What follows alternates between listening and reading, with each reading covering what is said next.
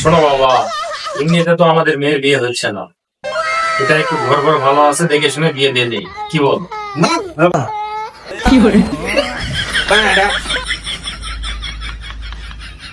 ঘটক সাহেব, আমার ছেলে একটু বদমেজাজি, তো সমস্যা নাই, আমি রাজি।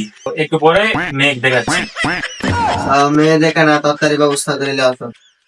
এবার বল 100 বইছু বিয়াটা করে ফেল দে।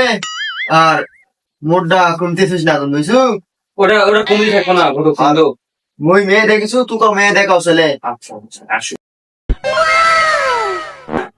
আসো মা, আসো এখানে বসো, যাও।